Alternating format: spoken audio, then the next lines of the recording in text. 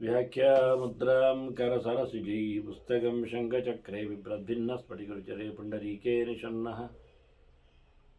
अम्लानश्रीरमृतविशदैरंशभिप्लावयन् मामाविर्भूयादरगमहिमा मानसे वागधीशः नमस्ते प्राणेश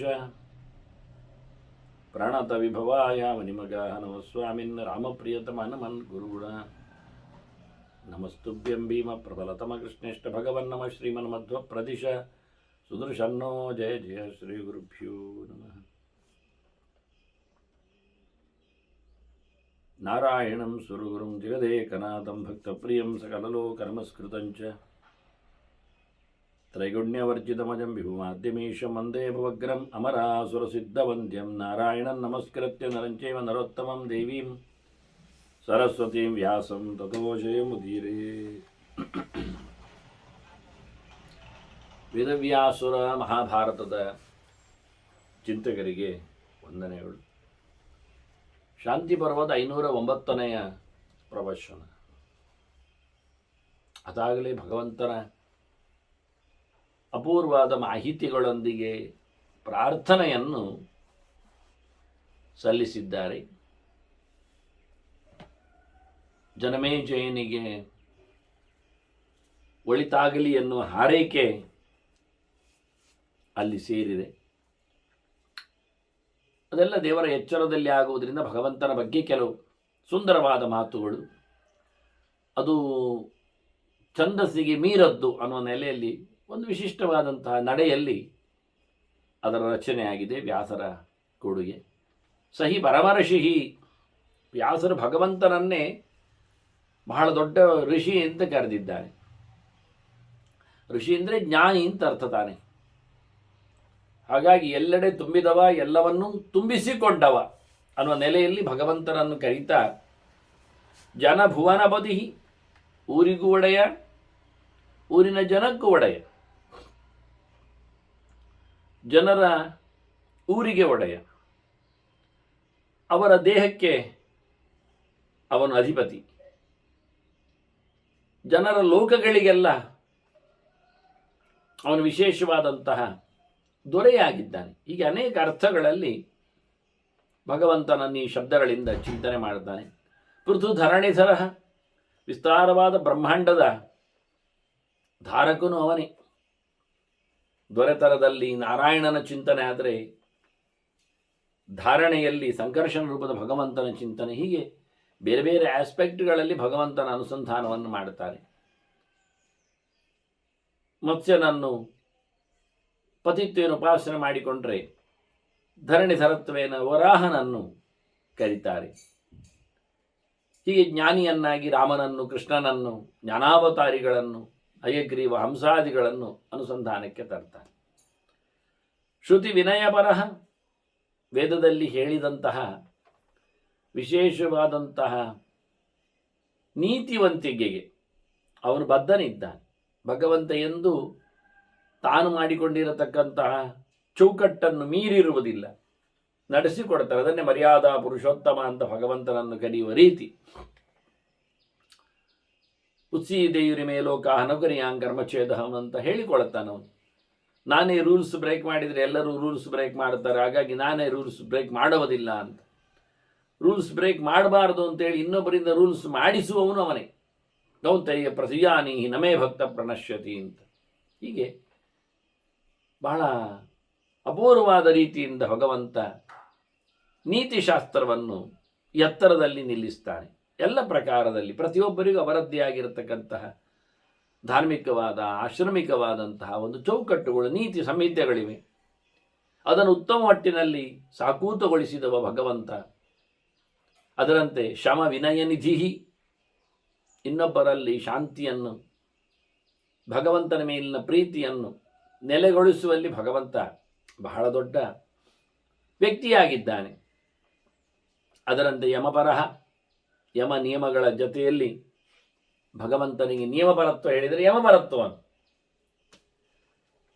ಸಂಯಮದಲ್ಲಿ ಪ್ರಧಾನವಾಗಿ ಹಿಂಸೆ ಮಾಡದೇ ಇರುವುದು ಬಹಳ ವಿಚಿತ್ರ. ಅದು ಕಂಡಾಗ ದುರ್ಬಲನ ಮೇಲೆ ತನ್ನ ಪ್ರಭಾವವನ್ನು ಬೀರಬೇಕು ಎನ್ನತಕ್ಕಂತಹ ಹಠಕ್ಕೆ ತೆರಳುತ್ತಾನೆ.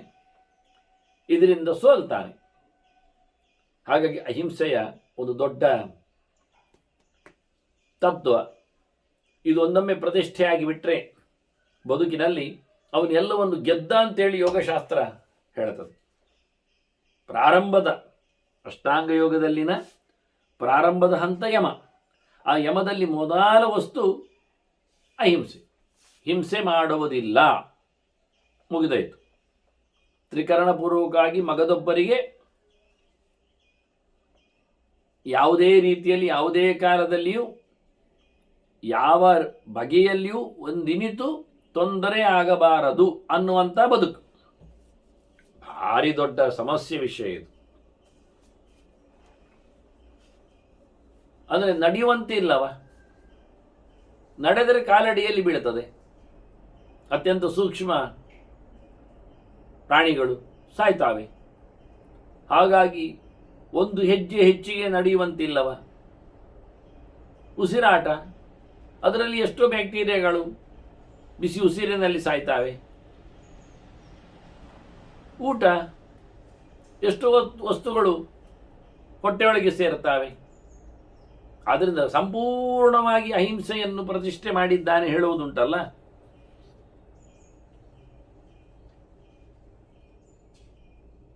ಆಗುವಂಥದ್ದಲ್ಲ. ಆದ್ದರಿಂದ ಅಹಿಂಸಾಯಾಮ್ ಪ್ರತಿಷ್ಠಾಯಾಮ್ ಅಂತ ಹೇಳಿ ಹೊರಟದ್ದು ಯೋಗ ಸೂತ್ರ. ಅದೊಂದು ಆಗಿಬಿಟ್ರೆ ಅವನ ಬದುಕನ್ನು ಗೆದ್ದ ಅಂತ ಅರ್ಥ. ಅಂದ ಭಗವಂತ ಹಿಂಸೆ ಮಾಡದೇ ಇರುವ ವಿಷಯದಲ್ಲಿ ಅಂಥ ವ್ಯಕ್ತಿಗಳ ಮೇಲೆ ಅವನಿಗೆ ಹೆಚ್ಚು ಆಸ್ಥೆ. ಸತ್ಯ ಹೇಳುವವರ ಮೇಲೆ, ಸುಳ್ಳು ಹೇಳದವರ ಮೇಲೆ, ಸುಳ್ಳನ್ನು ಬದುಕಿನಲ್ಲಿ ಒಂದು ಸೊತ್ತು ಮಾಧ್ಯಮ ದಾರಿ ಅಂತ ಮಾಡಿಕೊಳ್ಳದವರ ಮೇಲೆ ಅವನಿಗೆ ಆಸೆ. ಯಾಕೆಂದರೆ ಸುಳ್ಳನ್ನೇ ಬಂಡವಾಳವನ್ನಾಗಿಸಿಕೊಂಡು ಜನ ಬದುಕಲು ಹೋಗ್ತಾರೆ. ಇದು ದೇವರಿಗೆ ಇಷ್ಟ ಅಲ್ಲದ ದಾರಿ. ಯಾರ ಸೊತ್ತನ್ನು ಎಂದೂ ಯಾವತ್ತೂ ಕದಿಯಬಾರದು. ಕದಿಯುವುದು ಪ್ರತ್ಯಕ್ಷ ಮಾತ್ರ ಅಲ್ಲ, ಪರೋಕ್ಷವಾಗಿಯೂ ಕದಿಲಿಕ್ಕೆ ಆಗುತ್ತೆ. ಅವರನ್ನು ಕಣ್ಣು ತಪ್ಪಿಸಿ, ಅವರನ್ನು ಪುಸಲಾಯಿಸಿ, ಅವರನ್ನು ಏಮಾರಿಸಿ, ಅವರಲ್ಲಿ ಬೇಡಿಕೊಂಡು, ಎಂಥ ಗಲೀಜು ವಿಷಯ. ಎಷ್ಟು ಋಣಿಯಾಗ್ತಾನವ ಅದರಿಂದ. ಅದರಿಂದ ಬಹಳ ಕಷ್ಟವಾದಂತಹ ಸಂಗತಿ ಮತ್ತೊಬ್ಬರ ಸೊತ್ತಿನ ಮೇಲಿನ ಲಾಲಸೆಯನ್ನು ಬಿಟ್ಟಿರುವುದು. ಅದರಂತೆ ಶಾಂತವಾದ ಮನಸ್ಸು, ಯಾವುದೇ ಕಾಮಕ್ರೋಧಗಳಿಗೆ ಬಲಿಯಾಗದ, ಆಕ್ರೋಶಕ್ಕೆ ಆವೇಶಕ್ಕೆ ಒಳಗಾಗದ ಶುದ್ಧವಾದ ಸಂಸ್ಕೃತಿಯ ಬದುಕು, ಅಕಾಮನೆಯ ಕತೆ. ಯಾರಿಂದಲೂ ಕೇಳಿಯೂ ಪಡೆಯದಿರುವುದು, ಸೊತ್ತನ್ನು ಇನ್ನೊಬ್ಬರನ್ನು ಎಗರಿಸಿಕೊಳ್ಳಿಕ್ಕೆ ಮುಂದಾಗದಿರುವುದು, ಅದೊಂದು ಅತ್ಯಂತ ದೊಡ್ಡದಾದಂತಹ ಒಂದು ಯಮವೇ. ಹಾಗೆ ಶುದ್ಧತೆ ಮುಖ್ಯವಾದಂತಹ ನಿಯಮ. ಅದು ಎಲ್ಲಕ್ಕೂ ಬೇಕಾದ್ದು. ಸ್ನಾನಾನ್ನಿಕೆಗಳಿಂದ ಪವಿತ್ರಾತ್ಮನಾಗಿರುವಂಥದ್ದು. ಮನಸ್ಸಿನ ಶುದ್ಧತೆ, ಮತ್ತೆ ಒಳ್ಳೆಯದನ್ನು ಮಾತ್ರ ಯೋಚನೆ ಮಾಡುವಂಥದ್ದು. ಬದುಕಿನಲ್ಲಿ ತೃಪ್ತಿ, ಅದೊಂದು ಶುದ್ಧತೆ. ಇಲ್ಲಾಂದ್ರೆ ಅಪವಿತ್ರನಾಗ್ತಾನ. ಬೀಕುಗಳಿಗೆ ಬಲಿಯಾಗಿ ಒಂದು ಅತಿಯಾದಂತಹ ಆಸೆಯ, ದುರಾಸೆಯ ವ್ಯಕ್ತಿ ಆಗ್ತಾನೆ, ದುರ್ಯೋಧನನ ಹಾಗೆ. ಇದ್ದದರಲ್ಲಿ ಸಂತೋಷವನ್ನು ಪಡೆಯದ ಬದುಕು ಅವನಿಗೆ ನರಕ ಅದು. ಹಾಗೆ ಯಾವತ್ತು ಅಧ್ಯಯನ, ಜ್ಞಾನಶೀಲತೆ, ಕೊನೆಗೆ ಉತ್ತಮ ಮಟ್ಟದಲ್ಲಿ ಭಗವಂತನ ಸಮಾರಾಧನೆ. ಹೀಗೆ ಇವನ್ನೆಲ್ಲ ಎತ್ತಿ ಹಿಡಿದವನು, ನಡೆಸಿಕೊಡುವವನು, ನಡೆಸಿಕೊಡುವಂತೆ ಮಾಡುವವನು, ನಡೆಸುವವರ ಮೇಲೆ ಆತ್ಮೀಯನಾಗಿರುವವನು ಭಗವಂತ ಅಂತ. ದ್ವಿಜವರ ಸಹಿತ ಹೆಚ್ಚಾಗಿ ಭಗವಂತನಲ್ಲಿ ಗೋಬ್ರಾಹ್ಮಣ ಹಿತಾಯ ಚ ಅಂತ ಜ್ಞಾನಿಗಳ ಸಾಲಿನಲ್ಲಿ ಭಗವಂತ ಸೇರ್ತಾನೆ. ಜ್ಞಾನಿಗಳು ದೇವರ ಸಾಲಿಗೆ ಬರ್ತಾರೆ. ಹೀಗೆ ಕ್ರಮ. ದೇವರೇ ಗತಿ ಅಂತ ಆ ನೆಲೆಯಲ್ಲಿ ತಿಳಿದವರ ಬದುಕು. ಇದನ್ನು ಭಗವಂತ ಮೆಚ್ಚಿಕೊಳ್ಳುತ್ತಾನೆ, ಅವನು ಹೇಳಿಕೊಳ್ಳುತ್ತಾನೆ. ನಾನು ಬ್ರಹ್ಮಣ್ಯ ದೇವ ಅಂತ, ನನಗೆ ಬ್ರಾಹ್ಮಣರು ದೇವರು ಅಂತಾನವ. ಅವರನ್ನು ನಾನು ಮೆಚ್ಚಿಕೊಳ್ಳುತ್ತೇನೆ ಹೇಳ್ತಾನೆ. ಹಾಗಾಗಿ ಅವನು ನಿನಗೂ ಸಹ ಗತಿಯಾಗಲಿ. ತವಚ ಭವತು ಗತಿ ಹರಿಹಿ ಅಮರಹಿತಃ. ದೇವತೆಗಳಿಗೆ ಇಷ್ಟ ಆಗೋ ಭಗವಂತ ಇವತ್ತು ಮನುಷ್ಯರಿಗೆ ಇಷ್ಟ ಆಗಲಿ, ಮರ್ತ್ಯಹಿತನಾಗಲಿ. ಅವ ಅಮರಹಿತನಾಗಿರ್ತಾನೆ. ಸಾಯದವರ ಸಾಲಿನಲ್ಲಿ ದೇವರು ಸೇರ್ತಾನೆ, ಸಾಯುವವರ ಪಾಲಿಗೂ ಭಗವಂತ ಬಂದು ಬಿಡಲಿ ಅಂತ. ಏನು ಗಮ್ಮತ್ತು ನೋಡಿ. ಮನುಷ್ಯರ ಲಾಭ. ಸರ್ವೋತ್ತಮನಾದ ಭಗವಂತ ಸಾಯುತ್ತಿರುವ ಮನುಷ್ಯನಿಗೆ ಸಿಗ್ತಾನೆ. ಸಾಯುವ ಸಂಗತಿಯುಳ್ಳ ಅತ್ಯಲ್ಪನಾದ ಮರಣಶೀಲನಾದ ಏನೂ ಅಲ್ಲದ ವ್ಯಕ್ತಿಗೆ ಅಷ್ಟು ದೊಡ್ಡದಾದ ಭಗವಂತನ ಚಿಂತನೆ ಸಿಗ್ತದೆ, ಅನುಕೂಲ ಆಗ್ತದೆ, ಯೋಗ್ಯತೆ ಇರ್ತದೆ. ಏನು ವಿಶಿಷ್ಟ ನೋಡಿ.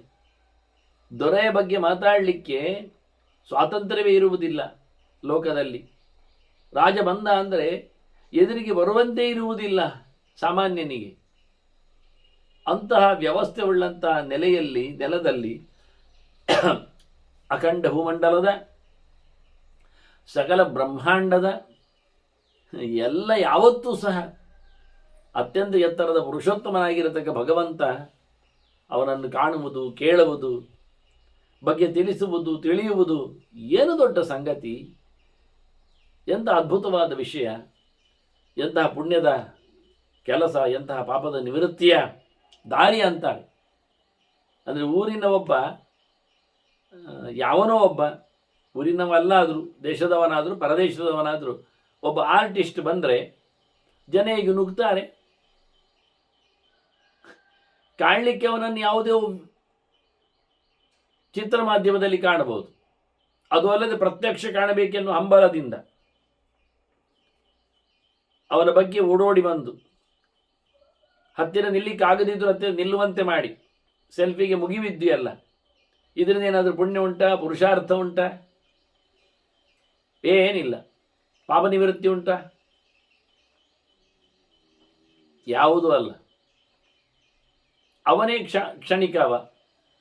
ಆ ವ್ಯಕ್ತಿಯೇ ಬಹಳ ಸಮಯ ಇರುವುದಿಲ್ಲ. ಅವನ ಟ್ಯಾಲೆಂಟು ಬಹಳ ಸಮಯ ಇರದ್ದು. ಅದಕ್ಕೂ ಮಿಗಿಲಾದದ್ದು ಎಷ್ಟೋ ಜನರು ಇರ್ತಾರೆ, ತೋರಿಸಲಿಕ್ಕೆ ಬರುತ್ತೆ. ನಮ್ಮದು ನಾ ಹೇಳಿದಲ್ಲ, ಮಾನದಂಡ ನಮ್ಮದು ಸಮಯ ಇಲ್ಲ. ಆದರೆ ದೇವರು ನೋಡಿ, ಇದರ ಬಗ್ಗೆ ಯೋಚನೆ ಮಾಡಿಕೊಂಡಾಗ ಅದ್ಭುತವಾದಂತಹ ಸಂಗತಿಯಾಗಿದೆ. ಅವನು ಅಮರರಿಗೆ ಹಿತನಾದವನು ಮನುಷ್ಯರ ಹತ್ತಿರದಲ್ಲಿ ಸಿಗ್ತಾನೆಂದರೆ ಅದು ದೊಡ್ಡ ಸಂಗತಿ. ಅವನು ಹರಿಗತಿಯಾಗಲಿ, ಪಾಪ ಹರನಾಗಲಿ. ಅವನು ಅಸುರ ವಧಕರ, ಅಮರರಿಗೆ ಹಿತ, ಅಸುರರಿಗೆ ಅಹಿತ. ಅವ ಸುರ ವಿರುದ್ಧರಿಗೆ, ಕೆಟ್ಟದು ಮಾಡುವವರಿಗೆ ಅವನು ಸಂಹಾರ ಮಾಡ್ತಾನವರನ್ನು. ಒಳಗಿರತಕ್ಕಂತಹ ಕೆಟ್ಟ ಶಕ್ತಿಗಳು ನಿರ್ಮೂಲನಗೊಂಡಾಗ ದೇವರ ಎಚ್ಚರಕ್ಕೆ ಅವಕಾಶ ಆಗ್ತದೆ, ಅಧಿಕಾರ ಉದ್ಬೋಧಗೊಳ್ಳುತ್ತದೆ. ಆ ದೃಷ್ಟಿಯಿಂದ ಭಗವಂತ ತಪಸಾಂ ನಿಧಿ, ಎಲ್ಲ ತಪಸ್ವಿಗಳಿಗೆ ಒಡೆಯ, ಆ ಎಲ್ಲ ತಪಸ್ಸುಗಳನ್ನು ಮೆಚ್ಚಿಕೊಂಡವ. ಸುಮಹತಾಂ ಯಶಸಾಂಚ ಭಾಜನಂ, ಅತ್ಯಂತ ದೊಡ್ಡ ಮಟ್ಟಿನ ಕೀರ್ತಿಗೆ ಪಾತ್ರನವನು. ಏಕಾಂತಿನಾಂ ಶರಣದಃ ಅಭಯದಃ, ತನ್ನನ್ನೇ ನಂಬಿ ಬಂದವರಿಗೆ ಯಾವತ್ತೂ ಸಹ ಕೈ ಬಿಡದವ, ಮೋಕ್ಷ ಕೊಟ್ಟವ, ಅವಕಾಶ ಇತ್ತವನು ಅಂತ ಭಗವಂತ. ಗತಿದೋಸ್ತುವಹ ಸುಖಭಾಗಕರ, ನಿಮಗೆ ಆನಂದವನ್ನು ಕೊಡುವವನಾಗಲಿ, ನಿಮ್ಮ ಪಾಲಿನ ಸುಖವನ್ನು ಅನುಭವಿಸುವಲ್ಲಿ ಭಗವಂತ ಅನುಗ್ರಹ ಮಾಡಲಿ, ಅವಕಾಶ ಕಲ್ಪಿಸಲಿ. ಅವನೋ ಮಧುಕೈಟಭಃ, ಅದರ ಕಥೆ ಮುಂದೆ ಬರ್ತದೆ, ಕೇಳ್ತಾರೆ, ಚಿಂತನೆಯನ್ನು ಕೇಳಿಕೊಳ್ಳುತ್ತಾರೆ. ಹಾಗಾಗಿ ಮಧುಕೈಟಭನನ್ನು ಕೊಂದವ ದೇವರು. ಯಾರವರ ಮಧುಗಳು, ಕೈಟಭರು ಅನ್ನುವುದ ಬಗ್ಗೆ ಮುಂದಿನ ಕೆಲವು ಅಧ್ಯಾಯಗಳಲ್ಲಿ, ಈ ಶಾಂತಿ ಪರ್ವದ ಕೊನೆ ಹಂತಗಳಲ್ಲಿ ಆ ಚಿಂತನೆಗಳು ಬರಲಿಕ್ಕಿವೆ. ಕೃತಧರ್ಮವಿದಾಂ ಗತಿದಃ, ಧರ್ಮವನ್ನು ಚೆನ್ನಾಗಿ ತಿಳಿದು ಮಾಡುವವರಿಗೆ ದೇವರು ಇಂಬು ಕೊಡುವವ, ಅವರ ಪಕ್ಕದಲ್ಲಿ ಬರುವವ, ಅವರಿಗೆ ಒಳ್ಳೆಯ ತಾಣವನ್ನು ಕಲ್ಪಿಸುವವ. ಚೆನ್ನಾಗಿದೆ ಅಂತೇಳಿ ಮಗ ಭಾಗಹರಹ, ಅವನು ನಮ್ಮೆಲ್ಲ ಬಗೆಯ ಯಜ್ಞಗಳನ್ನು ಸ್ವೀಕಾರ ಮಾಡ್ತಾನೆ. ಯಜ್ಞದಲ್ಲಿ ಕೊಟ್ಟ ಆಹುತಿಗಳಿಗೆ ಮೆಚ್ಚುಗೆಯನ್ನು ಕೊಡ್ತಾನವ ಅಂತ ಭಗವಂತ ನಿನಗೆ ಆಸರೆಯಾಗಲಿ. ಅಸ್ತು ಶರಣಂ ಸತೇ, ನೀನವನಿಗೆ ತಲೆಬಾಗು, ಅನುಗ್ರಹಿಸುವಂತಾಗಲಿ. ತ್ರಿಗುಣಾತಿಕ ಚತುರಾತ್ಮಧರ, ವಾಸುದೇವ ಸಂಕರ್ಷಣ ಪ್ರತಿಮನ ಅನಿರುದ್ಧ ಮೂರ್ತಿಗಳಿಂದ ಕಂಗೊಳಿಬನ ಭಗವಂತ ಪ್ರಾಕೃತವಾದಂತಹ ಸತ್ವರಜಸ್ಸು ತಮಸ್ಸುಗಳಿಂದ ದೂರ ಇದ್ದಾನವನು. ಅಷ್ಟೇ ಅಲ್ಲ, ದೇವನು ಪೂರ್ತೆಷ್ಟಯೋಶ್ಚ ಫಲಭಾಗಹರಹ, ನಾವು ಮಾಡಿದ ಇನ್ಯಾರ್ಯಾರದ್ದೋ ಆಸೆಗಳನ್ನು ನೆರವೇರಿಸಲು ಮಾಡಿರತಕ್ಕಂಥ ಅನೇಕ ಕಾರ್ಯಗಳು, ನಮ್ಮ ಇಷ್ಟವಾದಂತಹ ಸಂಗತಿಗಳು, ಜನರ ರಾಜನಿಗಾಗಿ ಜನಮೇಜಯನಿಗೆ ಹೇಳಿದ್ದರಿಂದ ಜನರ ಕೆಲವು ಕೆಲಸಗಳಿರ್ತಾವೆ. ದವಸ ಧಾನ್ಯಗಳ ಬಗ್ಗೆ, ಒಳ್ಳೆಯ ರೀತಿಯಿಂದ ಬರಲು ಬೇಕಾದಂತಹ ಪ್ರೊಟೆಕ್ಷನ್, ರಕ್ಷಣೆ, ದುಷ್ಟ ಪ್ರಾಣಿಗಳಿಂದಲೋ ಕೆಟ್ಟ ಜನರಿಂದಲೋ ಅಥವಾ ಸಂಕೀರ್ಣವಾದ ವಾತಾವರಣಗಳಿಂದಲೂ ಇದಕ್ಕೆಲ್ಲ ರಾಜ ಹೊಣೆ. ಅವನು ಅದನ್ನು ಸರಿಯಾಗಿಸಿಕೊಡಬೇಕು. ಅದನ್ನು ಮಾಡಿಕೊಟ್ಟರೆ ಅವನು ಪೂರ್ತ ಎನ್ನುವ ಧರ್ಮವನ್ನು ನಡೆಸಿಕೊಂಡಾಗ, ಪೂರ್ತ ಅಂದರೆ ಸಮಾಜದ ಬಯಕೆಗಳನ್ನು ಪೂರ್ತಿಗೊಳಿಸುವವ ಅಂತ ಅರ್ಥ. ಅದಕ್ಕೆ ಸಂಬಂಧಪಟ್ಟಂಥ ಕೈಂಕರ್ಯಗಳು ಅಂತ ಅರ್ಥ. ಅದು ಬೇಕಾಗಿರತಕ್ಕಂಥ ನೀರಿನ ಸರಬರಾಜಾಗಲಿ, ದೀಪದ ವ್ಯವಸ್ಥೆ ಆಗಲಿ, ಸಲಕರಣೆಗಳ ವಿತರಣೆ ಆಗಲಿ, ಇವೆಲ್ಲ ಬರ್ತದೆ ಅದರಲ್ಲಿ. ಇನ್ನು ತನಗಿಷ್ಟಪಟ್ಟದ್ದು ಕೆಲಸ ಮಾಡ್ತಾನೆ, ತನ್ನವರಿಗೆ ಸಂಬಂಧಪಟ್ಟಂತೆ ಕೆಲಸ ಮಾಡಿಕೊಡ್ತಾನೆ. ಇಂತಹ ಕರ್ಮಗಳಿಂದ ಭಗವಂತ ಅದಕ್ಕೆ ಬೇಕಾಗಿರತಕ್ಕಂಥ ಫಲವನ್ನು ಕೊಡಲಿದ್ದಾನೆ ಅಂತ ಹೇಳ್ತಾರೆ. ಹಾಗೆ ವಿದಧಾತು ನಿತ್ಯಂ ಅಜಿತಃ ಅತಿಬಲಃ ಗತಿ ಆತ್ಮವತಾಂ. ನಮಗೆ ಪ್ರತಿನಿತ್ಯ ಸರ್ವಾತ್ಮನ ಭಗವಂತ ಗತಿಯನ್ನು ನೀಡಬೇಕು, ಜ್ಞಾನವನ್ನು ಕೊಡಬೇಕು. ಯಾರು ದೇವರನ್ನು ನಂಬಿದ್ದಾರೋ ಅವರನ್ನು ಯಾವುದಕ್ಕೂ ಸೋಲೆರೆದ ಸಂಪೂರ್ಣ ಬಲವುಳ್ಳ ಭಗವಂತ ಅವರನ್ನು ಬಲಿಷ್ಠರನ್ನಾಗಿಸಿ ಅವರು ಮಾಡಿದ ಒಳ್ಳೆಯ ಕೆಲಸಗಳಿಗೆ ಫಲವನ್ನಿಡಬೇಕು. ಸುಕೃತಿನಾಂ ಋಷೀಣಾಂ, ತಿಳಿದು ಮಾಡಿರ್ತಾರೆ, ಒಳ್ಳೆ ಕೆಲಸ ಮಾಡಿರ್ತಾರೆ, ಜೊತೆಯಲ್ಲಿ ದೇವರ ಎಚ್ಚರವನ್ನು ಸಂಪಾದನೆ ಮಾಡಿರ್ತಾರೆ.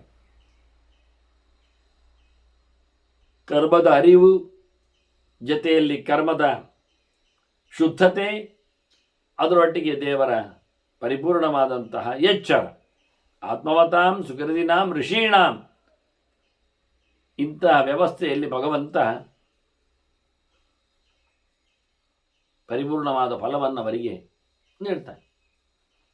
ತಂ ಲೋಕ ಸಾಕ್ಷಿಣಂ ಅಜಂ ಪುರುಷಂ ಪುರಾಣಂ ರವಿವರ್ಣಂ ಈಶ್ವರಗತಿಂ ಬಹುಶಃ ಆದಿತ್ಯವರ್ಣಂ ತಮ ಸತ್ಪರಸ್ತಾತ್ ಹೇಳಿದಾಗೆ ಬಹಳ ಘನಘೋರವಾದ ತೇಜಸ್ಸುಳ್ಳವನ ಭಗವಂತ. ಅದೇ ಹಳೆಯನೇ,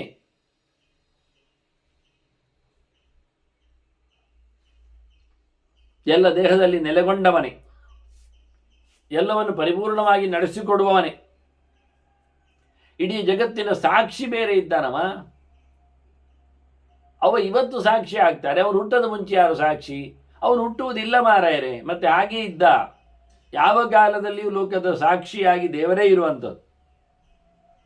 ಮತ್ತೆ ಅವನ ಅನೇಕ ಅವತಾರಗಳನ್ನು ಪ್ರತ್ಯೇಕವಾಗಿ ನಡೆಸಿಕೊಡ್ತಾನೆ. ಇದನ್ನು ಕಾಣುವುದಿಲ್ಲ ಅಂತಲ್ಲ, ಇದೆಲ್ಲ ಕಾಣ್ತದೆ, ಅವನು ನೋಡ್ತಾ ಇದ್ದಾನೆ. ಅಂತಹ ಭಗವಂತ ಅವನು ಸೂರ್ಯಮಂಡಲದಲ್ಲಿ ಇರುವವನು ಸೂರ್ಯನಿಗಿಂತ ಹೆಚ್ಚಿನ ಸಮಗ್ರವಾದಂಥ ಕಾಂತಿ ಸಂಪನ್ನನು. ಎಲ್ಲರಿಗೂ ಒಡೆಯನಾಗಿದ್ದಾನೆ, ದೊಡ್ಡವರಿಗೂ ವಿಶೇಷವಾದಂತಹ ಜ್ಞಾನಾನಂದಗಳನ್ನು ಕೊಟ್ಟವ, ಅವನನ್ನು ನಾವು ನಮಿಸಬೇಕು. ನಮಿಸಿರಿ ಅಲ್ಲ, ಪ್ರಣಮಧ್ವಂ ಏಕಮತಯ, ಒಂದೇ ಪ್ರಕಾರವಾದ ದೇವರನ್ನೇ ನಂಬುವವರ ಅನನ್ಯ ಚಿಂತೆಯಂತೋ ಮಾಮಂತ ಭಗವಂತನಿಗೆ ಮಣಿಯಿರಿ, ಚಿಂತನೆಗೆ ಇರಿ. ಯತಃ ಸಲಿಲೋದ್ಭವೋಪಿ ತಮರ್ಷಿಂ ಪ್ರಣತಃ. ಯಾಕೆಂದರೆ ಚತುರ್ಮುಖನೇ ನಮಸ್ಕಾರ ಮಾಡ್ತಾನೆ ಅವನಿಗೆ.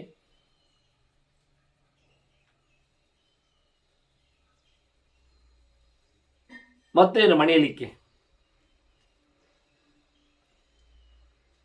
ಅರ್ಜುನ ಕೇಳಿದ್ದ, ಕಸ್ಮಾಚ್ಯುತೆ ನನಮೇರನ್ ಮಹಾತ್ಮನ್ ಗರೀಯಸೆ ಬ್ರಹ್ಮಣೋಪ್ಯಾಧಿಕರ್ತರೆ.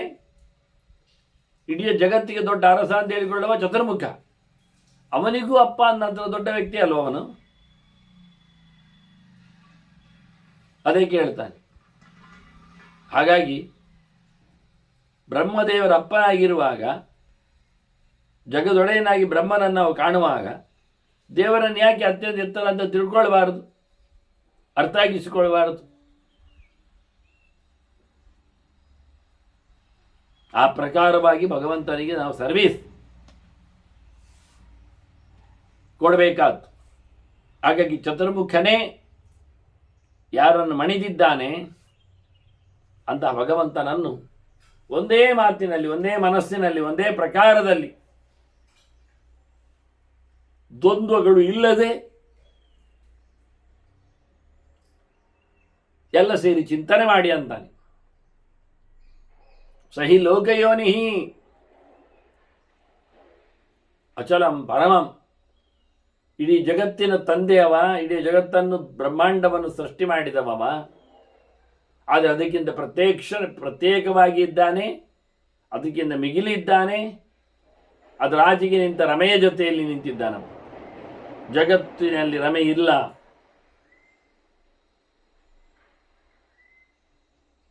ರಮೆಯ ಜೊತೆಗಿರುವ ಭಗವಂತನು ಜಗತ್ತಿಗೆ ಸೇರಲಿಲ್ಲ ಅನ್ನುವ ಚಿಂತನೆಯನ್ನು ನಡೆಸಿಕೊಂಡ ಅತ್ಯಂತ ಸೂಕ್ಷ್ಮವಾದ ಚಿಂತನೆ ಇದನ್ನು ಪಡೆದಾಗೆ ಆಗ್ತದೆ. ಸಹಿ ಲೋಕಯೋನಿಂ ಅಮೃತಸ್ಯ ಪದಂ ಸೂಕ್ಷ್ಮಂ ಪರಾಯಣಮಚಲಂ ಪರಮ. ಅವನ ಅತ್ಯಂತ ಪರಿಶುದ್ಧವಾದ ತಾಣನಾಗಿದ್ದಾನೆ. ಎಲ್ಲರಿಗೂ ಅತ್ಯಂತ ಸೂಕ್ಷ್ಮವಾದ ರೂಪಗಳಿಂದ ಆತನಿರಲಾಗಿ ಅತ್ಯಂತ ಸೂಕ್ಷ್ಮ ವಿಷಯಗಳು ಅವನನ್ನು ಮಾತಾಡಿಸುವವುಗಳು. ಹೀಗೆ ಭಗವಂತ ಇಡೀ ಜಗತ್ತಿಗೆ ಕಾರಣನಾಗಿದ್ದಾನೆ ಅನ್ನುವುದಾಗಿ ತತ್ ಸಾಂಖ್ಯಯೋಗಿ ಸಾಂಖ್ಯಯೋಗ್ಯರು ಬಹಳ ಚೆನ್ನಾಗಿ ಅದರ ಬಗ್ಗೆ ತಿಳಿಸಿಕೊಟ್ಟಿದ್ದಾರೆ. ಅವನನ್ನು ತಿಳಿದಿದ್ದಾರೆ ಅವರು. ಹಾಗಾಗಿ ಒಳ್ಳೆ ಪ್ರಕಾರದಿಂದ ಅವರು ಯೋಗಿಗಳು ಪ್ರಯತ್ನಪಟ್ಟವರು, ವಿಜ್ಞಾನವನ್ನು ಸಂಪಾದಿಸಿಕೊಂಡವರು. ಅವರ ಬುದ್ಧಿಯ ಯಥಾತ್ಮೋಹ ವಿದಿತಂ ಸತತಂ.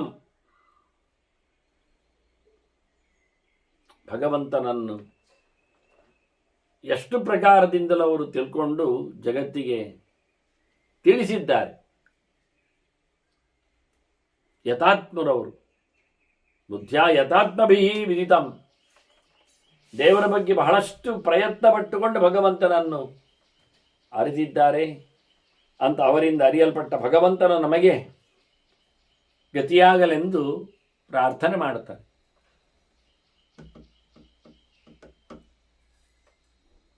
ನೈಮಿಷಾರಣ್ಯದಲ್ಲಿ ಕುಳಿತು ಶೌನಕರು ಮತ್ತೆ ಉಗ್ರಶ್ರವಸ್ಸನ್ನು ಮಾತಾಡಿಸ್ತಾರೆ. ಈ ಪ್ರಕಾರವಾಗಿ ವೇದವ್ಯಾಸರು ಮಹಾಭಾರತವನ್ನು ರಚನೆ ಮಾಡಿದ್ದಾರೆ. ಉಗ್ರಶ್ರವಸ್ಸು ಅವನು ವೈಶಂಪಾಯನರಿಂದ ತಿಳಿದು ಬಂದದ್ರಿಂದ ವೈಶಂಪಾಯನರು ಜನಮೇಜಯನಲ್ಲಿ ಸಂದರ್ಶನದಲ್ಲಿದ್ದಾರೆ. ಹಾಗಾಗಿ ಶೌನಕರ ಸೂತಪುತ್ರನ ಉಗ್ರಶ್ರವಸ್ಸಿನ ಒಂದು ಪ್ರಕಾರದಲ್ಲಿ ಸಂವಾದಗಳು ಆಗಿದ್ದರೆ ಇನ್ನೊಂದು ಪ್ರಕಾರದಲ್ಲಿ ಇದರ ಜೋಡಣೆಯ ವ್ಯವಸ್ಥೆ ಜನಮೇಜಯ ರಾಜನಿಗೆ ಹೇಳಿಕೊಡುವಂತೆ ತಿಳಿಸಿಬಿಡುವಂತೆ ವೈಶಂಪಾಯನರು. ಅದರೊಳಗೆ ಮತ್ತೆಷ್ಟೋ ನರನಾರಾಯಣರ, ಕೃಷ್ಣನ, ಭೀಷ್ಮರ, ವೇದವ್ಯಾಸರ ಇನ್ನಿತರ ಉಪದೇಶದ ಪ್ರಪಂಚವೇ. ಹಾಗಾಗಿ ಶೌನಕರು ಹೇಳಿದರು ಸೂತನ ಪುತ್ರನ ಹತ್ರ, ಉಗ್ರಶ್ರವಸ್ತಿನ ಹತ್ರ ಬಹಳ ಸಂಗತಿಗಳನ್ನು, ಪ್ರವೃತ್ತಿ ನಿವೃತ್ತಿ ಧರ್ಮಗಳನ್ನೆಲ್ಲ ಹೇಳ್ತಾ ನರನಾರಾಯಣರ ಬಗ್ಗೆ ಚಿಂತನೆಯನ್ನು ನಮ್ಮ ತಂದಿಟ್ರಿ. ಜೊತೆಯಲ್ಲಿ ಶ್ರಾದ್ದ ವಿಚಾರದ ಬಗ್ಗೆ, ವರಾಹನ ಬಗ್ಗೆಯೂ ನಮಗೆ ಮಾತುಗಳು ಬಂದವು.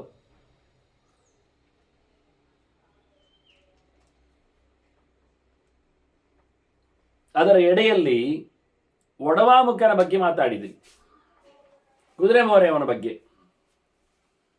ಅದೆಂಥದ್ದು ಕತೆ? ಅದು ನಮಗೆ ಬೇಕು. ಪೂರ್ವ ವಿಷಯ ಆಗಲಿಲ್ಲ ಅಲ್ಲಿ ಬಂದೋದತ್ತು. ತದಶ್ವ ಶಿರಸಂ, ಕುದುರೆ ಮೋರೆಯನ್ನು ಪಡೆದ ಭಗವಂತನ ಬಗ್ಗೆ ನಮಗೆ ಯಾಕೆ ಅವನು ಬಂದದ್ದು, ಏನು ವಿಶೇಷ? ಪುಣ್ಯಂ ಬ್ರಹ್ಮ, ಚತುರ್ಮುಖ್ಯ ಅವನ ಬಗ್ಗೆ ಅಂತ ಮಾತಾಡಿದ. ಅದನ್ನು ಹೇಳಬೇಕು. ಬ್ರಹ್ಮದೇವರ ಜೊತೆಯಲ್ಲಿದ್ದ ಅಂತ ನಿಮಗೆ ಹೇಳಿದ್ರಿ. ಆದ್ದರಿಂದ ಅವನು ಏನು ಮಾಡಿದ? ಕಿಮ್ ಅಕರೋತ್ ಮುನಿ, ಅವನ ಇರುವಿಕೆ, ಅವನ ವ್ಯವಸ್ಥೆ, ಅದರ ಬಗ್ಗೆ ಏನಾಯಿತು ಮುಂದಿನ ಕಥೆಯಲ್ಲಿ ಅನ್ನುವುದರ ಬಗ್ಗೆ ಇಲ್ಲಿ ಶೌನಕರು ಕೇಳುತ್ತಾರೆ. ವಾಸ್ತವವಾಗಿ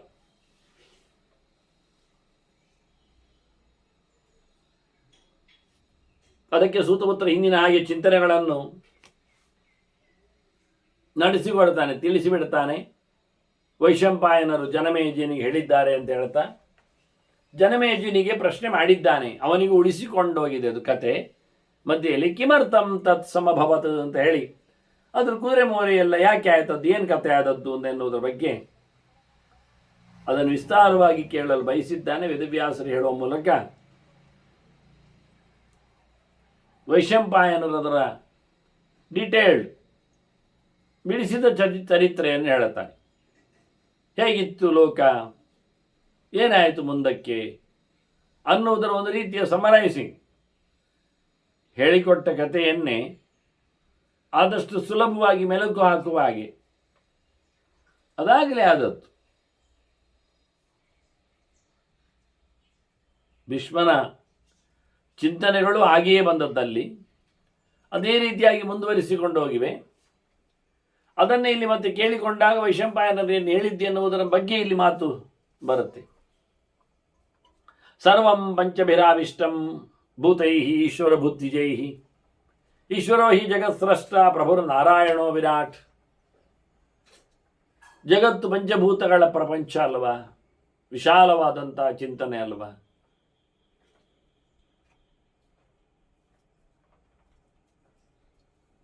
ಎಲ್ಲಿ ನೋಡಿದಲ್ಲಿ ಇದೇ ಐದುಗಳು, ಕಾಂತಂ ವಾ ಇದಂ ಸರ್ವಂ ಅಂತ ಹೇಳಿಕೊಂಡು, ಇದು ಭಗವಂತನ ಸಂಕಲ್ಪದಂತೆ ಇದರ ಜೋಡಣೆ, ಇದರ ವ್ಯವಸ್ಥೆ. ಅವುಗಳು ಸ್ವತಂತ್ರವಾಗಿ ತಮ್ಮನ್ನು ತಾವು ದುಡಿಸಿಕೊಳ್ಳುವುದಿಲ್ಲ. ಅದು ಜಡವು. ಆದರೂ ಅಭಿಮಾನಿಗಳಿದ್ದಾರೆ ಅಂದ ತಕ್ಷಣ ಅಭಿಮಾನಿಗಳ ಮೇಲೆಯೂ ಭಗವಂತನ ಫೋರ್ಸ್, ಅಂದರೆ ವಿಶೇಷವಾಗಿ ಅವನ ನಿಯಮನ ಆದೇಶ, ಆಜ್ಞೆ. ಹಾಗಾಗಿ ಭಗವಂತ ಈ ಜಗತ್ತಿನ ಸೃಷ್ಟಿ ಮಾಡಿದವ, ಅದರ ಮೇಲಿನ ಒಡೆಯ, ಇನ್ನೂ ವಿಲಕ್ಷಣ ಅವ ಭಗವಂತ. ಆದ್ದರಿಂದ ಎಂತಹ ದೊಡ್ಡವರಿಗೂ ಪರಿಪೂರ್ಣವಾದ ಅನುಗ್ರಹ ಮಾಡತಕ್ಕ ಈಶ್ವರವನು. ಈಶೇಭ್ಯ ಬ್ರಹ್ಮರುದ್ರಶ್ರೀ ಶಿಶಾದಿಭ್ಯ ವರೋಯತ ಅದಸ್ಥ ಈಶ್ವರಾಖ್ಯೇತಿ ಅಂತ ಅಲ್ಲಿ ಎರಡು ಶಬ್ದ ಇದೆ, ಈಶ ವರ ಅಂತ. ಈಶ ಅಂದರೆ ಸಮರ್ಥರು, ದೇವಾದಿಗಳು ಅಂತ ಅರ್ಥ. ಅವರಿಗೆ ವರ ಅಂದರೆ ವರ ಕೊಟ್ಟವ ಅಂತ ಅರ್ಥ.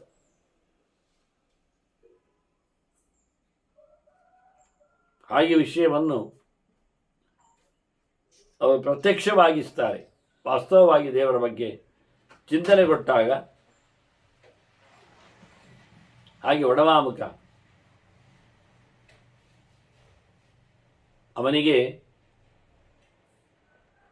ಚಿಂತನೆಯಲ್ಲಿ ವಾಸ್ತವವಾಗಿ ಭಗವಂತ ಈ ಲೋಕವನ್ನು ಸೃಷ್ಟಿ ಮಾಡುವಾಗ ಯಾರ ಸಹಾಯವೂ ಇಲ್ಲದೆ ಅದಕ್ಕೆ ತಾನೇ ಒಡೆಯನಾಗಿ ಸರ್ವತ್ರ ವ್ಯಾಪ್ತನಾಗಿ ತಂದಿದ್ದಾನೆ. ಪ್ರತಿಯೊಂದರ ಒಳಗೂ ಸೇರಿದ್ದಾನೆ. ಭೂತಾಂತರಾತ್ಮ ವರದಃ ಸಗುಣಃ ನಿರ್ಗುಣಾಭಿಷ್. ಪ್ರಪಂಚದಲ್ಲಿ ಗುಣತ್ರಯಗಳ ಸ್ಪರ್ಶ ಇದೆ, ಆದರೆ ದೇವರಿಗಿಲ್ಲ. ಯಾವುದೇ ಪ್ರಕಾರದಲ್ಲಿ ಅವನಿಗೆ ರಾಜಸ ಸಾತ್ವಿಕ ತಾಮಸಗಳ ಪ್ರಭಾವಗಳು ಇರುವುದಿಲ್ಲ. ಅದರಂತೆ ಅವನ ಕ್ರಮಗಳು ಅಲ್ಲ. ಹೇಳಿ ಹೊರಟರು ತಪ್ಪೇ ಅದು ವಾಸ್ತವವಾಗಿ. ಹೀಗೆ ಭಗವಂತ ಪ್ರತಿಯೊಂದು ಜೀವನದೊಳಗೂ, ಪ್ರತಿಯೊಂದು ದೇಹದೊಳಗೂ, ಪ್ರತಿಯೊಂದು ಭೂತದೊಳಗೂ ನಿಯಮನ ಮಾಡ್ತಾ ಎಲ್ಲರಿಗೆಲ್ಲವನ್ನು ಕೊಡ್ತಾ ಇದ್ದಾನೆ. ಬೇಕಾದ್ದನ್ನು ವರದ, ಯಾರಿಗೆ ಏನು ಬೇಕು, ಯಾವುದು ಅವರ ಯೋಗ್ಯತೆಯಲ್ಲಿ ಇರಬೇಕಾದ್ದು ಅದನ್ನು ಕರುಣಿಸಿಕೊಡುವ ದೇವರು. ಅವರವರ ಯೋಗ್ಯತೆಯಂತೆ ಅದನ್ನು ಆವಾಗ ಬೇಕು ಬೇಡಗಳನ್ನು ನೆರವೇರಿಸಿಕೊಡುವವನಾಗಿ, ಮುಖ್ಯವಾಗಿ ಸುಖವನ್ನು ಎಲ್ಲಕ್ಕಿಂತ ಕಾರಣವಾದದ್ದು. ಅದರ ಅನಂತ ಗುಣಪರಿಪೂರ್ಣನಿದ್ದಾನೆ ಭಗವಂತ. ಹೇಯವಾದ, ದುಷ್ಟವಾದ, ಪ್ರಾಕೃತವಾದ ಮೂರು ಮಾತ್ರವನಲ್ಲಿ ಸತ್ವರಜಸ್ಸು ತಮಸ್ಸು ಇಲ್ಲ. ವಿಕಾರಕ್ಕೆ ಅದು ಸೇರಿಸಿಕೊಳ್ಳುವಂಥದ್ದು. ಆದರೆ ಅದರ ಆಚೆಗೆ ಭಗವಂತನ ಅನಂತ ಗುಣಪೂರ್ಣನು ಭಗವಂತ ಇದ್ದಾನೆ. ಗುಣಗಳಿಂದ ತುಂಬಿದವನು ದೇವರಿದ್ದಾನೆ. ಐಶ್ವರ್ಯಗಳ ಜೊತೆಯಲ್ಲಿ ಅವನ ವಿಶೇಷವಾದಂಥ ಹೆಗ್ಗಳಿಕೆಗಳು ಬೇಕಾದಷ್ಟು ಇವೆ ಅಂತ ತಿಳಿಸಿಕೊಡುತ್ತಾನೆ. ಹಾಗೆ ಮುಂದೆ ಪ್ರಳಯದ ಬಗ್ಗೆ, ಸೃಷ್ಟಿಯಲ್ಲಿ ಭಗವಂತ ಬಂದ, ಮುಂದೆ ಪ್ರಳಯದಲ್ಲಿ ದೇವರಿರ್ತಾನೆ. ಪ್ರಳಯ ಇದೇ ಪ್ರಕಾರ ಹುಟ್ಟಿದ ಹಾಗೆ ಒಂದರ ಬಳಿಗೆ ಒಂದು ಪ್ರವೇಶ, ಮಣ್ಣು ನೀರಿನಲ್ಲಿ ಸೇರುವಂಥದ್ದು, ನೀರು ಬೆಂಕಿಯಲ್ಲಿ, ಬೆಂಕಿ ಗಾಳಿಯಲ್ಲಿ, ಆ ಗಾಳಿ ಆಕಾಶದಲ್ಲಿ ಮತ್ತೆ ಲೀನ ಆಗಬೇಕು. ಮತ್ತೆ ಆಕಾಶದಲ್ಲಿ ಮನಸ್ಸು, ಪಂಚಭೂತಗಳ ಲಯ ಆದರೆ ಆಕಾಶೇಚ ಮನೋಯಾತೆ ಮನೋಗತೆ, ಮನಸ್ಸು ಆಕಾಶದಲ್ಲಿ ಲೀನಗೊಳ್ಳುತ್ತದೆ. ಮನಸ್ಸಿನಲ್ಲಿ ಮತ್ತೆ ವ್ಯಕ್ತವಾದದ್ದು, ವ್ಯಕ್ತೇ ಮನಸ್ಸಿನಲ್ಲೀನೆ, ಅವ್ಯಕ್ತವಾದದ್ದು ವ್ಯಕ್ತದಲ್ಲಿ, ಮತ್ತೆ ವ್ಯಕ್ತೇಜ್ ಅವ್ಯಕ್ತ ತಾಂಗತೆ, ಮತ್ತೆ ಅವ್ಯಕ್ತ ಅದು ಪುರುಷನಲ್ಲಿ, ಅವ್ಯಕ್ತೇ ಪುರುಷಂ ಯಾತ. ಅವ್ಯಕ್ತ ಅಂದರೆ ಲಕ್ಷ್ಮಿ, ವ್ಯಕ್ತ ಅಂದರೆ ಬ್ರಹ್ಮಾಂಡದ ಅರಸನಾದ ಚತುರ್ಮುಖ. ಚತುರ್ಮುಖ ಬ್ರಹ್ಮನಲ್ಲಿ ಪ್ರವೇಶ ಮಾಡಿದರೆ ಬ್ರಹ್ಮ ಮಹಾಲಕ್ಷ್ಮಿಯಲ್ಲಿ. ಹಾಗೆ ಪ್ರಳಯದ ವೈಭವಗಳಿದು. ಒಂದರೊಳಗೊಂದು ಪ್ರವೇಶ ಆಗುವ ಮೂಲಕ ಪ್ರಪಂಚವನ್ನು ಇಲ್ಲವಾಗಿಸುವ ದೇವರೊಬ್ಬನೇ ಇರುವ, ಅದರ ಬಗ್ಗೆ ಮಾತಾಡ್ತಾರೆ ಅವರು ಹೇಗಿದ್ದಾನೆ ಅಂತ ದೇವರು. ಹಾಗಾಗಿ ಅವ್ಯಕ್ತವು ಪುರುಷನಡೆಗೆ ಹೋದಾಗ ಪುಂಸಿ ಸರ್ವಗತೆ ಪಿಚ, ಭಗವಂತ ಎಲ್ಲರೆಡೆ ತುಂಬಿದ್ದಾನೆ. ಯಾವುದೇ ಎಲ್ಲವೂ ಅವನೊಳಗೆ ಪ್ರವೇಶ ಆಗಿದೆ, ಲಯಗೊಂಡಿದೆ. ಆಗ ತಮ ಏವ ಅಭವತ್ ಸರ್ವಂ, ಎಲ್ಲೇನು ನೋಡಿದ್ರು ಕತ್ತಲೇ ಕತ್ತಲು. ಯಾಕೆ? ಸೂರ್ಯನಿಲ್ಲ, ಹಗಲು ಇಲ್ಲ, ರಾತ್ರಿ ಇಲ್ಲ. ಸರ್ವ ನ ಪ್ರಾಜ್ಞಾಯತೆ ಕಿಂಚನ, ಎಂಥದ್ದು ಗೊತ್ತಾಗೋದಿಲ್ಲ, ಗಾಢವಾದ ಕತ್ತಲು. ಅದರಾಚೆಗೆ ಭಗವಂತನ ತಪಸ್ಸು ಇದೆ. ಮತ್ತೆ ಇಂಥ ಚಿಂತನೆಯಲ್ಲಿ, ಸಂದರ್ಭದಲ್ಲಿ ಇವರು ಮಾಡ್ತಾ ಇದ್ದಾರೆ ತಪಸ್ಸು, ಎಲ್ಲರೂ. ಹಾಗಾಗಿ ಭಗವಂತನು ಸಹ ಇನ್ನೊಂದು ಸೃಷ್ಟಿ ಆಗುವವರೆಗೆ ಎಲ್ಲೆಡೆ ತುಂಬಿದ ತಮಸ್ಸು ಯಾರಿಗೆ ಕಾಣುವುದಿಲ್ಲ. ಆ ತಮಸ್ಸಿನಲ್ಲೇ ಕತ್ತಲೆ ಮತ್ತೆ ಕೊನೆಯಲ್ಲಿ ಸೃಷ್ಟಿಯಾಗುವುದು ಚತುರ್ಮುಖನತ್ತು. ಬೆಳ್ಳಂಬೆಳಗ್ಗೆ ಬೇಗ, ಸೂರ್ಯೋದಯಕ್ಕಿಂತ ಮೊದಲೇ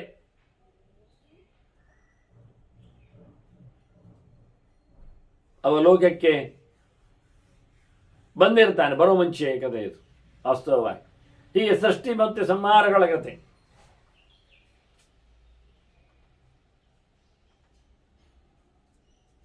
ಭಗವಂತ ಬ್ರಹ್ಮನನ್ನು ತಾನು ಬ್ರಹ್ಮನಾಗಿ, ಮತ್ತೆ ಕತ್ತಲೆ ನಾಚಿಗೆ ಪರಿಪೂರ್ಣವಾದ ಶಕ್ತಿ ಭಗವಂತ ಮಾತ್ರ ಇರ್ತಾನೆ. ತಮಸಃ ಬ್ರಹ್ಮ ಸಂಭೂತಂ ತಪೋಮೂಲಂ ವೃತಾತ್ಮಕ ಜ್ಞಾನಸ್ವರೂಪನಾದ ಚತುರ್ಮುಖ ಜಗತ್ತಿನ ಒಡೆಯನಾಗಿ ಸೃಷ್ಟಿಯ ಆರಂಭದಲ್ಲಿ ಪ್ರಳಯದ ಕೊನೆಯಲ್ಲಿ ಮತ್ತೆ ಹುಟ್ಟಿ ಬರ್ತಾನೆ. ಈ ರೀತಿಯಾಗಿ ಭಗವಂತ ಪ್ರಳಯದಲ್ಲಿ ಎಲ್ಲೆಡೆ ತುಂಬಿದ್ದುಕೊಂಡು ಕೊನೆಗೆ ಚತುರ್ಮುಖನನ್ನು ತಂದಿರುತ್ತಾನೆ. ತದ್ವಿಶ್ವಭಾವ ಸಂಜ್ಞಾಂತಂ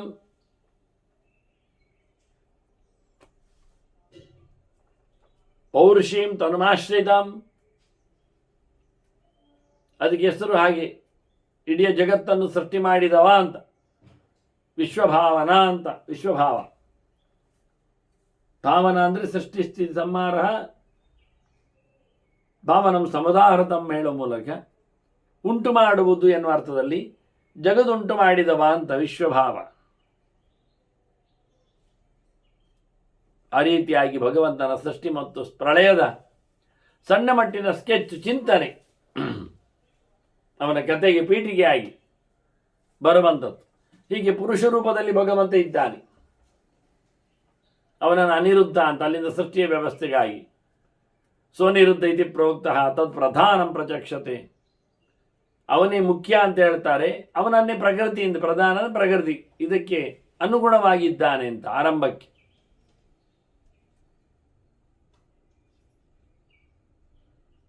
ಹೀಗೆ ಭಗವಂತನ ಅಲ್ಲಿನ ಸೃಷ್ಟಿಯಲ್ಲಿ ಬಂದ ಚತುರ್ಮುಖನ ಮುಂದೆ ಯಥಾಪ್ರಕಾರ ಆಗತಕ್ಕಂಥ ಬ್ರಹ್ಮಾಂಡದ ಕೊನೆಗೆ ಇದರಂತೆ ಲಯ ಆಗತಕ್ಕ ವಿಧಾನಗಳು ಏಕಪ್ರಕಾರ ಒಂದೇ ನಮೂನೆಯಲ್ಲಿ. ಇಲ್ಲೀಗ ಸೃಷ್ಟಿಯ ಬಗ್ಗೆ ಮಾತಾಡ್ತಾ ತದವ್ಯಕ್ತ ವಿಧಿಜ್ಞೇಯಂ ತ್ರಿಗುಣಂ ನೃಪಸತ್ತಮ, ದೇವರು ಕಾಣುವುದಿಲ್ಲ, ಪರಿಪೂರ್ಣವಾಗಿ ಕಾಣಿಸಿಕೊಳ್ಳುವುದೂ ಅಲ್ಲ ಅವನು, ಅದನ್ನವನಿಗೆ ಅವ್ಯಕ್ತ ಅಂತ ಕರೆಯುವುದು, ಪೂರ್ವ ಗೊತ್ತಾಗುವುದಿಲ್ಲ ಅಂತ. ಅಂತ ಭಗವಂತ ಇಡೀ ಜಗತ್ತನ್ನು ಸೃಷ್ಟಿ ಮಾಡಿದವ. ಅವನ ಜಗತ್ತಿನಲ್ಲಿ ಅವನ ಕೈಯಲ್ಲಿ ವಿದ್ಯಾ ಸಹಾಯವಾನ್, ಪ್ರಕೃತಿ ಇದೆ, ಅರಿವು ಇದೆ. ತಪ್ಪು ಸೃಷ್ಟಿಯಲ್ಲ ದೇವರತ್ತು, ಜ್ಞಾನ ಇಲ್ಲದ ಸೃಷ್ಟಿಯಲ್ಲ ಭಗವಂತನತ್ತು. ಇದು ಆಕಸ್ಮಿಕ ಅಲ್ಲ, ಕೋಇನ್ಸಿಡೆನ್ಸ್ ಅಲ್ಲ, ಉದ್ದೇಶಪೂರ್ವಕವಾಗಿ ತಿಳಿದು ಮಾಡಿದ ಸೃಷ್ಟಿ. ತತ್ಸೃಷ್ಟ್ವಾ ತದೇವಾನು ಪ್ರಾವಿಶತು ಅಂತ ಹೇಳ್ತಾ ಸೃಷ್ಟಿಯ ಮೊದಲು ಸತಭೋ ತಪ್ಯತ ಸತಭಸ್ತಪ್ತ್ವ ಅಂತೇಳಿ ಚಿಂತನೆಯನ್ನು ಮಾಡಿದ್ದಾನೆ. ಹೀಗಿರ್ತದೆ, ಹೀಗಿರಬೇಡ ಅಂತ. ಹಾಗಾಗಿ ಅಂತ ಭಗವಂತ ಬಹಳ ಸುಂದರವಾಗಿ ತನ್ನ ಪ್ರಕೃತಿಯ ಜೊತೆಯಲ್ಲಿ, ಮಾತಿನ ಜೊತೆಯಲ್ಲಿ, ಶಾಸ್ತ್ರದ ಜೊತೆಯಲ್ಲಿ, ವಿದ್ಯೆ ಶಾಸ್ತ್ರವೂ ಆಗಿರ್ತದೆ, ಶ್ರುತಿ ನಿರಂತರವಾಗಿದೆ. ಭಗವಂತನಾಗಿ ವೇದ ನಿತ್ಯ, ಭಗವಂತನಂತೆ ವೇದ ಅಂದರೆ ವೇದೋ ನಾರಾಯಣ ಸಾಕ್ಷಾತ್ ಅಂತ ಹೇಳಿದ್ರಿಂದ. ಹಾಗಾಗಿ ದೇವರು ಬಹಳ ಸುಂದರವಾಗಿ ಎಲ್ಲೆಡೆಯೂ ತುಂಬಿದವನಾಗಿ ವಿಶ್ವಸೇನಃ ಹರಿಹಿ ಪ್ರಭು ಅಸ್ತ್ಯೇವ ಶಯನಂ ಚಕ್ರೆ ನಿದ್ರಾಯೋಗ. ಇಲ್ಲೇ ವಿಶೇಷವಾದಂತಹ ನಿದ್ದೆಗೆ ಅವನು ಯೋಗ ನಿದ್ರೆ. ಅಪ್ಸ್ವೇವ ಶಯನಂ ಚಕ್ರ, ಅಲ್ಲೇ ನೀರಿನಲ್ಲೇ ಪವಡಿಸಿದವ. ನಿದ್ರಾಯೋಗಂ ಉಪಾಗತಃ, ಅದು ಯೋಗ ನಿದ್ರೆಯನ್ನು, ನಿದ್ರೆಯ ಸಂಪರ್ಕವನ್ನಲ್ಲ, ಯೋಗ ನಿದ್ರೆಯನ್ನು ಆತ ಅವಲಂಬಿಸಿದ್ದಾನೆ. ಎಲ್ಲೆಡೆಯೂ ತಾನೇ ತುಂಬಿದ್ದಾನೆ. ಸುತ್ತಮುತ್ತಲು ಇಡೀ ತನ್ನ ರೂಪಗಳೇ ರಾಶಿಯಾಗಿವೆ. ಆ ಪ್ರಕಾರವಾಗಿ ಎಲ್ಲೆಡೆಯಲ್ಲಿ ಯಾರಿಗೂ ಗೊತ್ತಾಗದ ತಾನೇ ನೆಲೆಗೊಂಡು, ಅದು ಮತ್ತೊಂದು ಅರ್ಥ. ಬಹುರೂಪಗಳಿಂದ ಸಮರ್ಥನಾಗಿ ಭಗವಂತ ಬಂದಿದ್ದಾನೆ. ಅವನಿಗೆ ಅವನದ್ದೇ ರೂಪಗಳ ವಿಶೇಷಗಳೆಲ್ಲ ಎಸ್ಕಾರ್ಟ್ಸ್ಗಳಿದ್ದಾಗಿ, ಸುತ್ತಮುತ್ತಲ ಪರಿವಾರದಲ್ಲಿ ಆವರಣದಲ್ಲಿ ಬರುವವರಾಗಿ. ಹೀಗೆ ಭಗವಂತನ ಯೋಗ ನಿದ್ರೆಯ ಸಂದರ್ಭದಲ್ಲಿ ಜಗತಃ ಚಿಂತೆಯನ್ನು ಸೃಷ್ಟಿಂ ಚಿತ್ರಾಂ ಬಹುಗುಣೋದ್ಭವಾಂ, ಜಗತ್ತಿನ ಬಹುಗುಣ ರೂಪದ ಚಿಂತನೆಯನ್ನು, ಸೃಷ್ಟಿಯ ಚಿಂತನೆಯನ್ನು ಮಾಡ್ತಾ ಇದ್ದಾನೆ. ಚಿತ್ರ ವಿಚಿತ್ರವಾದ ಸೃಷ್ಟಿಗಳು ಬರಬೇಕು, ಅದರಲ್ಲಿ ಗುಣಗಳು ಹೊತ್ತಿರಬೇಕು ಅನ್ನುವ ಅವನ ಯೋಚನೆಗಳಲ್ಲಿ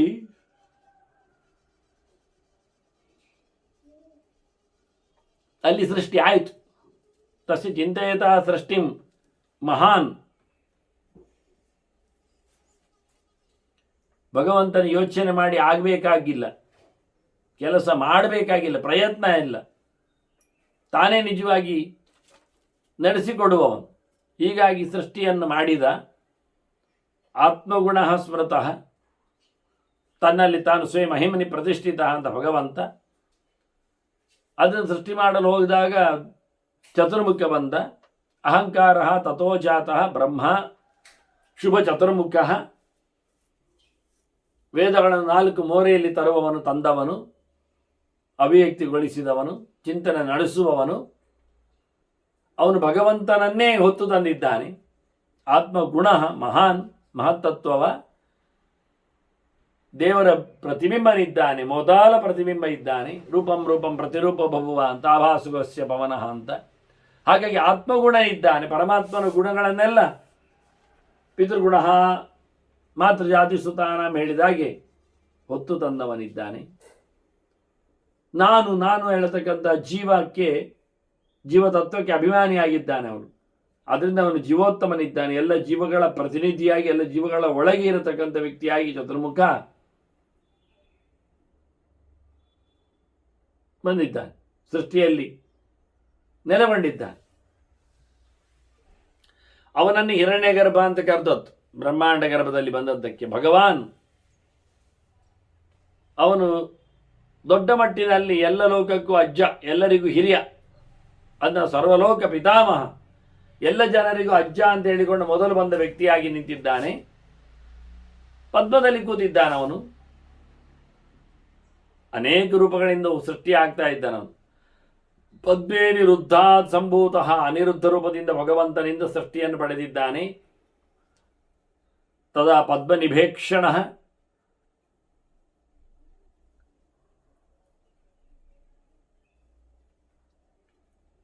ಅರಳಿದ ಕಮಲದ ಎಸಳಿನಂತಹ ಸುಂದರವಾದ ಕಣ್ಣುಳ್ಳವನಾಗಿ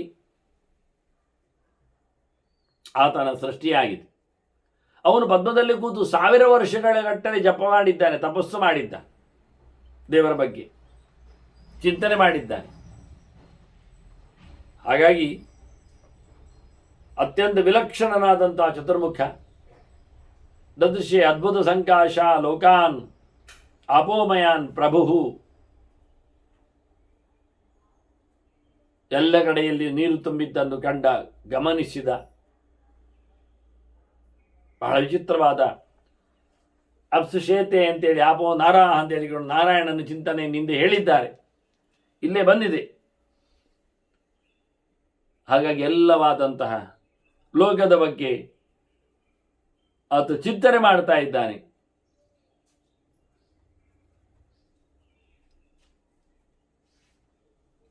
ಅಲ್ಲಿ ಕೂತವನಾಗಿರತಕ್ಕಂಥ ಪರಮೇಷ್ಠಿಯು, ಸರ್ವಸಮರ್ಥನಾದಂತಹ ಚತುರ್ಮುಖನು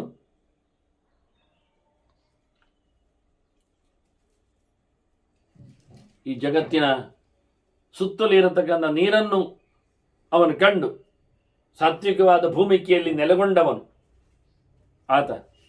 ಆತ ಭಗವಂತನನ್ನು ಚಿಂತನೆ ಮಾಡ್ತಾ ಮುಂದೆ ಭೂತಗಣ ಅಂತತಃ ಭೂತಗಣ ಸೃಜತ್, ಸೃಷ್ಟಿಯಲ್ಲಿ ಮುಂದುವರಿದು ರುದ್ರಾದಿಗಳ ಸೃಷ್ಟಿಯಲ್ಲಿ ಭೂತಗಣ ಅಂದರೆ ಗಣಭೂತನನ್ನು, ದೊಡ್ಡವನನ್ನು ಮೊದಲು ತಂದಿದ್ದಾನೆ, ಮುಂದಿನ ಸೃಷ್ಟಿಯನ್ನು ಮಾಡಿದ್ದಾನ.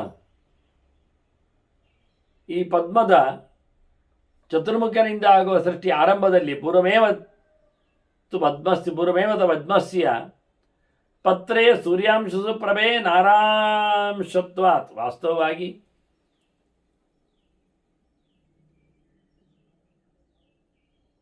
ಎಸಳಿನಲ್ಲಿ, ಪದ್ಮದ ದಳದಲ್ಲಿ ಭಗವಂತನಿಂದ 2 ನೀರಿನ ಬಿಂದುಗಳು ಬಿದ್ದಿದ್ದಾವೆ.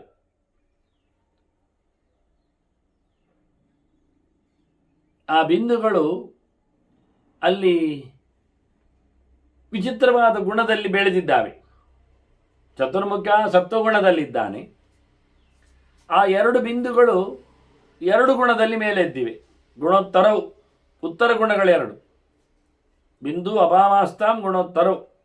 ಉತ್ತರ ಗುಣಗಳು ರಾಜಸ ಮತ್ತು ತಾಮಸ, ಎರಡು ಗುಣಗಳು ಎರಡು ಅಲ್ಲಿ ಮೇಲೆ ಬಂದಿವೆ. ಆ ಎರಡು ಬಿಂದುವಿನಲ್ಲಿ ಒಂದು ಮಧ್ವಾಭ, ಜೇನು ತುಪ್ಪದ ಬಣ್ಣ ಅಂದರೆ ಕಪ್ಪು, ಆದ್ದರಿಂದ ಅದು ತಾಮಸ ವಾಸ್ತವವಾಗಿ. ಇನ್ನೊಂದು ಕಠಿಣವಾಗಿತ್ತು, ಅದರಿಂದ ಅದು ಕೈಟಭ, ಅದು ರಾಜಸ. ಹಾಗೆ ಎರಡು ಪ್ರಕಾರದ ಬಿಂದುಗಳಲ್ಲಿ ಎರಡು ವ್ಯಕ್ತಿಗಳು ಸೃಷ್ಟಿಯಾಗಿದ್ದಾವೆ. ಇದು ನಾರಾಯಣನಿಂದಲೇ ಬಂದಿರತಕ್ಕಂಥ ಸೃಷ್ಟಿಯ ವ್ಯವಸ್ಥೆಗಳು. ಬೇರೆಡೆಯಲ್ಲಿ ಹೇಳುವಾಗ ವಿಷ್ಣು ಕರ್ಣಮಲೋದ್ಭೂತವು ಅಂತಾರೆ. ನಾರಾಯಣ ಮಲಗಿದ್ದಾನಲ್ಲ, ಅಲ್ಲಿಯ ಕಿವಿಯ ಮಲದಿಂದ ಎರಡು ಸೃಷ್ಟಿಯಾಯಿತು ಅಂತ. ಇಲ್ಲಿ ಕಮಲದ ದಳದಲ್ಲಿನ ಎರಡು ಬಿಂದುಗಳಿಂದ, ನೀರಿನ ಬಿಂದುಗಳು, ಅವುಗಳಿಂದ ಸೃಷ್ಟಿಯಾದದ್ದು ಅಂತ. ಯಾವುದೇ ದ್ರವ್ಯಗಳು ಜಡವಾದದ್ದು ಪ್ರಾಕೃತವಾದದ್ದೇ ಸೃಷ್ಟಿಗೆ ಕಾರಣವಾಗ್ತದೆ. ಹಾಗಾಗಿ ಮೃದುವಾದಂತಹ ಮಧು, ಕಠೋರವಾದ ಕೈಟಭ, ಇವರಿಬ್ಬರು ಮಧು ಕೈಟಭರು. ಇದನ್ನೇ ಮುಂದಿನ ಅನೇಕ ಮಾತುಗಳಲ್ಲಿ ಅವರ ಸಂಹಾರಕ್ಕಾಗಿ ಬಂದಾಗ ಭಗವಂತನ ರೂಪ ವಿಶೇಷಗಳ ಬಗ್ಗೆ ಚಿಂತನೆಯನ್ನು ಕೊಡ್ತಾರೆ. ಇದು ಎರಡು ಗುಣಗಳನ್ನು ಪ್ರತಿನಿಧಿಸುವಂಥದ್ದು, ರಾಜಸ ಮತ್ತು ತಾಮಸವಾಗಿ. ಅತ್ಯಂತ ಅಪ್ಯಾಯಮಾನವಾಗಿ ಬರತಕ್ಕಂಥ ತಾಮಸ, ಬಹಳ ಕಷ್ಟಕರವಾದಂಥ ಆಯಾಸಕರವಾದದ್ದು ಕೈಟಭ, ರಾಜಸ. ಹೀಗೆ ಮಧುಕೈಟಭರ ಆರಂಭದ ದೈತ್ಯರ ಸೃಷ್ಟಿ ಇಲ್ಲಿ ಆಗಿದೆ. ಇದು ಮುಂದಿನ ಭಗವಂತನ ಅವತಾರಕ್ಕೆ ಕಾರಣವಾಗಿ ಅವತಾರಕತೆಯ ಚಿಂತನೆಯ ಮುಂದುವರಿಕೆಯಾಗಿ ಬಂದಿದೆ. ಅದನ್ನೇ ಬೇರೆಡೆ ಬಂದಾಗ ಪುರಾಣಗಳು ಅಯ್ಯ ಶೀರ್ಷ್ಣೇ ನಮಸ್ತುಭ್ಯ ಮಧುಕೈಟಭ ಮರ್ತೇವೆ ಎಂದು ಚಿಂತನೆ ಮಾಡುತ್ತವೆ. ಹಾಗೆ ಇಲ್ಲಿಯ ಮುಂದಿನ ಚರಿತೆಯನ್ನು, ದೇವರ ಅವತಾರದ ಲೀಲೆಯನ್ನು ಅವನು ಕೇಳಿಕೊಂಡಾಗೆ ಒಡವಾಮುಖದ ವ್ಯವಸ್ಥೆ ಏನು ಅಂತ ಕೇಳಿಕೊಂಡಾಗ ಅದರ ಬಗ್ಗೆ ಅವರು ಪ್ರೀಶ್ರೀ ಸೃಷ್ಟಿಯ ಆರಂಭದ ಚಿಂತನೆಯನ್ನು ಕೊಡ್ತಾ ದೈತ್ಯರ ಉಗಮವನ್ನು ಹೇಳಿದ್ದಾರೆ. ಅವರ ಸಂಹಾರವನ್ನು ಮತ್ತೆ ತಿಳಿಸ್ತಾರೆ, ಭಗವಂತನಿಂದ ಆಗುವ ಬಗೆಯನ್ನು, ಮತ್ತೆ ಭಗವಂತನ ಯಾವ ನೆಲೆಯಲ್ಲಿ ಜ್ಞಾನದ ಬಲದ ಪ್ರತಿಷ್ಠೆ ಆಗಿದೆ ಎನ್ನುವುದನ್ನು ಮತ್ತೆ ಕೇಳುವ ವಂದನೆಗಳೊಂದಿಗೆ ಶ್ರೀಕೃಷ್ಣ ನಾರಾಯಣ ನಾರಾಯಣ.